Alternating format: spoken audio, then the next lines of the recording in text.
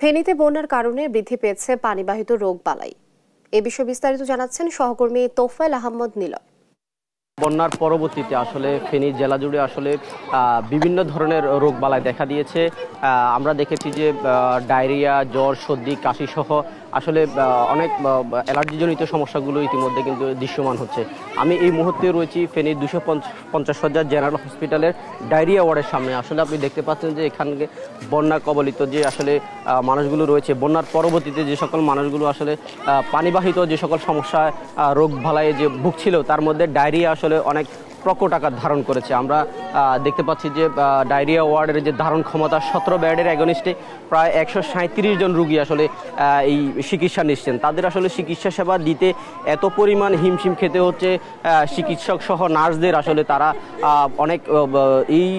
অনেক কষ্ট করেও তাদের এই যে কার্যক্রম সেটি কিন্তু এখনো অব্যাহত রেখেছে। আমরা দেখতে পাচ্ছি যে হসপিটালের বাইরে আসলে বিভিন্ন জায়গায় মেঝেতে আসলে তারা চিকিৎসা নিচ্ছে, কোনোভাবেই আসলে কেউ সেখান থেকে আসলে ফিরে যাচ্ছে না। আমরা এখানকার কর্তব্যরত চিকিৎসক আবাসিক কর্মকর্তা আমরা ডাক্তার আসিফ ইকবালের সাথে কথা বলেছি। আসলে তিনি আমাদেরকে জানিয়েছেন যে এখানকার যে চিত্র আসলে গত কয়েকদিনের আসলে বন্যার পরবর্তী চিত্রগুলো আসলে পুরো হসপিটাল জুড়ে আসলে আমরা ভিন্নভাবে দেখেছি। এখানকার যে আসিফ ইকবাল তিনি আরও জানিয়েছেন যে শুধু ডায়রিয়া ওয়ার্ডে নয়, এমনকি প্রতিটি ওয়ার্ডে আসলে একই চিত্র বলে তিনি জানিয়েছেন। ধারণ ক্ষমতার পুরো হসপিটালের রুগীদের ধারণ ক্ষমতার প্রায় 3 থেকে 4 গুণ রুগী আসলে বেশি রয়েছে। আমরা এখন একজন ডায়রিয়া ওয়ার্ডের স্টাফ নার্সের সাথে কথা বলবো।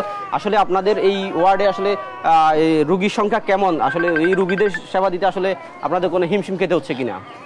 হ্যাঁ, তা তো অবশ্যই। আমার এই ওয়ার্ডে মাত্র 17টা বেড, কিন্তু এখন আজকে আমার রিপোর্টে আছে 137টা পেশেন্ট। তো আমরা আমাদের ভিতরে, ওপরে, নিচে এবং কি অন্য গাছতলা, বারান্দা, রাস্তা সব জায়গায় হলো রুগীর সেবা দেওয়া হচ্ছে। এখানে আমরা কোনো রুগীকেই ফেরত পাঠাচ্ছি না।